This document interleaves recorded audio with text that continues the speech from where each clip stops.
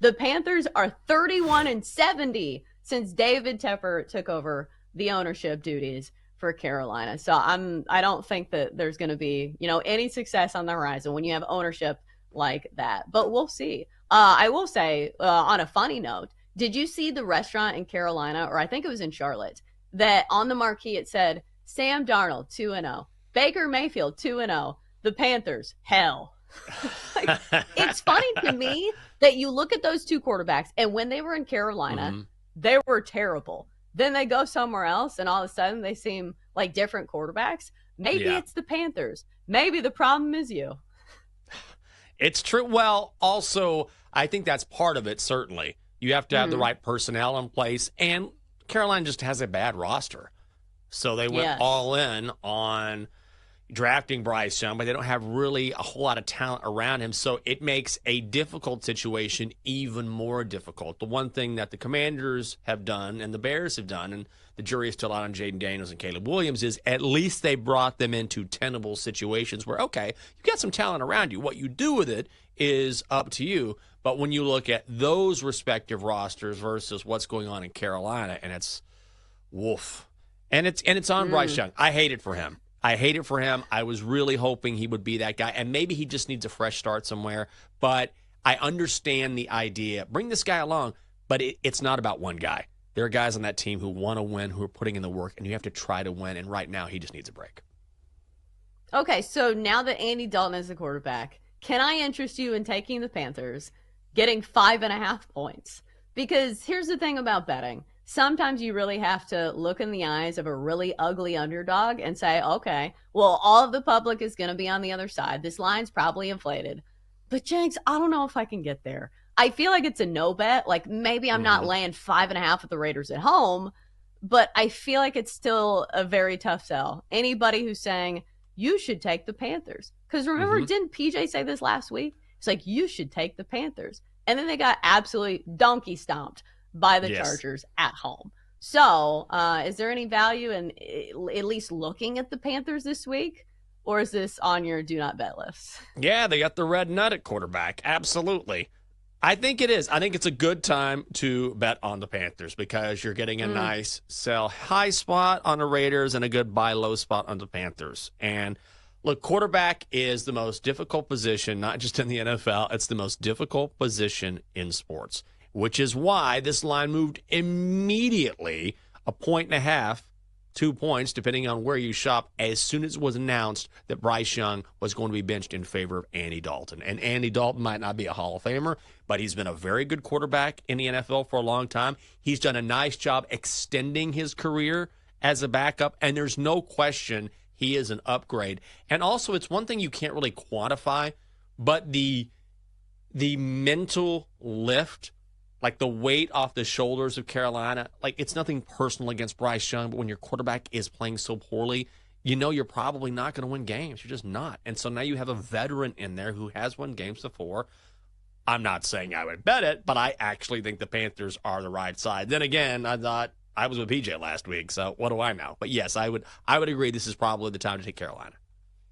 Yeah, I think so from a strategy perspective, and the market agrees with you because this line opened at 6.5. It's already been bet down to 5.5. But again, I don't think I have the stones to bet on the Panthers this week. So let's look elsewhere. So let's look at the 4 p.m. kick and see if we can find some games that are interesting. I think for me, there are a couple here that maybe have caught my attention. I think a lot of these are some good teaser legs, and we'll talk about that next in my teaser Tuesday segment. But let's start with the Cardinals and the Lions. The Cardinals are coming off a masterful performance. Kyler Murray had a perfect passer rating in routes of the Rams. Should be noted that the Rams don't really have much of a defense, so it will be a bit of a taller task going against the Lions. But the Lions defense has not looked great either. So, Jenks, we have the Lions laying a field goal on the road here. Do you believe that Kyler Murray and this Cardinals team are capable of keeping this within a field goal? Nah, I don't like Kyler Murray. Oh, because he went to Oklahoma. Well, yeah, and I just don't like his general attitude. You know? Like, he's just... Like he's a person. I mean, man, I'm sure he's just fine. But you know how it is? And this is this is a real thing. There's just some teams and there's some players you have a hard time getting behind. You just do. Mm-hmm. And I feel like for me, Kyler Murray is that guy. Honestly, it's a really high total. I think I like the over here, even though it's super high, because the Cardinals are putting up points now. And I thought Kyler, even though he says it's not his job, he finally got the ball to Marvin Harrison Jr. last week. He looks like a total stud, the stud we thought he was going to be. The Lions' secondary still has some issues. And then conversely, I think the Lions can put up a lot of points in the Cardinals. I think this game is going to be a shootout. So instead of cheering for Kyler individually, I will cheer for a lot of points. I'll go over would be my initial lean. 51.5, it's high, but that's where I would lean. I think we definitely see some good prop performances in this game. I almost feel like it would be similar to the last game we saw, Bucks and Lions, which strangely went under the total. Bucks winning that one 20-16, but we had some really big performances. Jared Goff threw 307 yards. We had Amon-Ra St. Brown catch for 119 yards.